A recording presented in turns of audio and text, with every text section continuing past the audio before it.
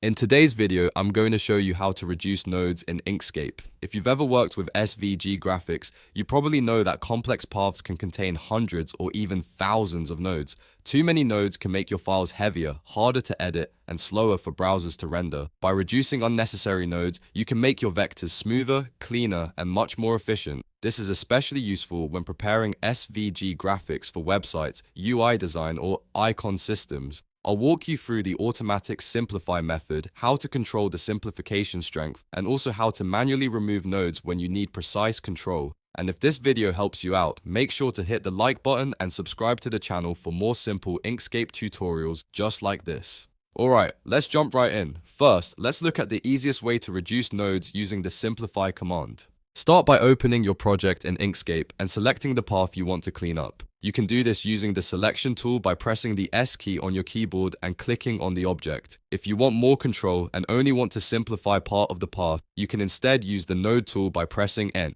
This tool allows you to see and select individual nodes that make up the shape. Once your path is selected, go to the top menu and click on Path, then choose Simplify. The faster way is to use the keyboard shortcut ctrl+L. As soon as you activate Simplify, Inkscape will automatically analyze the path and remove redundant nodes while trying to maintain the overall shape of the object. In many cases, this instantly reduces the number of nodes and makes the path smoother and easier to work with.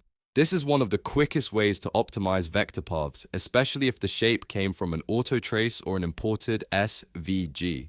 Now let's talk about adjusting how strong the simplification effect is. If you press Ctrl+L once and it doesn't remove enough nodes, you can simply press the shortcut again. Each time you run the simplify command, Inkscape will further reduce the number of nodes in that path. However, you need to be careful here. If you simplify the path too many times, the shape may start losing its original details and become overly rounded or distorted. If you want to control how aggressive the simplification process is, you can change the simplification threshold inside the settings. To do this, go to Edit in the top menu, then open Preferences. In the Preferences window, navigate to Behavior, and then find the simplification threshold option. Moving the slider higher will cause Inkscape to remove more nodes each time you use the simplify command. Lower values will keep more detail in the shape. Sometimes automatic simplification is not ideal, especially when you only want to remove a few specific nodes. In that case, you can remove nodes manually. Press the N key to activate the node tool and click on the path so the nodes become visible.